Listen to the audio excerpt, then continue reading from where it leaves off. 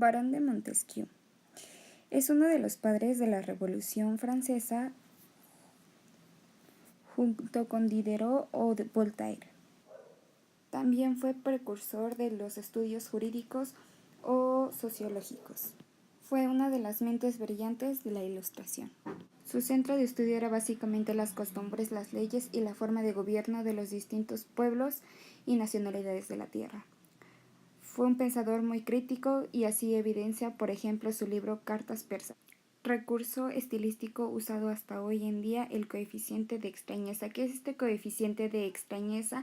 Es recuperar la extrañeza con la que podemos poner que podría haber otra civilización. Por ejemplo, en este caso, un joven persa que llegaba a Europa que se sorprende de los beneficios del clero, de la nobleza, de pues la riqueza que hay junto con la gran cantidad de desigualdad, pobreza, miseria entre pues el cristianismo.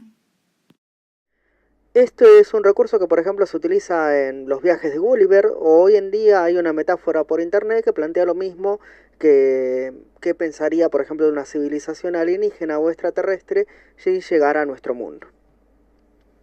En el espíritu de las leyes plantea uno de los conceptos fundamentales, y es que la ley no es la emanación de un bien supremo o de algo natural, sino que está íntimamente relacionada con los hombres y sus costumbres, la tradición de una época, el contexto histórico, los gobernantes, etc.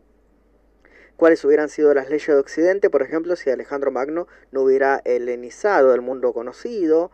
O las leyes de los mayas si no tuvieran que ciudades superpobladas con pocos recursos económicos, por ejemplo el trigo, cómo son los recursos y la producción de un país, si el clima es favorable o no, cuáles son las costumbres y las normas religiosas o las formas de gobierno que tiene un determinado pueblo.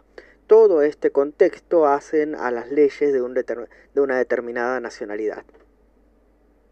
Finalmente, cuando analiza las formas de gobierno, al igual que sus contemporáneos, las dividen en las más o las menos virtuosas.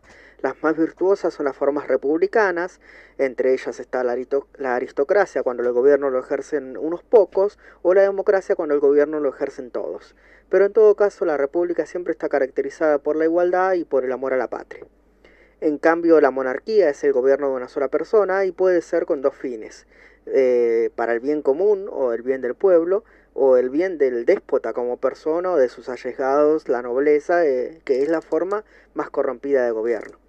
Desde luego él considera, inspirado en la monarquía parlamentaria británica, que la más eficaz de las formas es la república por la división de poderes, en la que unos legislan, otros son los que ejercen la representación del país en el extranjero, hacen la guerra y la paz, y hay aquellos que hacen cumplir la ley, es decir, los tres poderes ejecutivo, legislativo y judicial.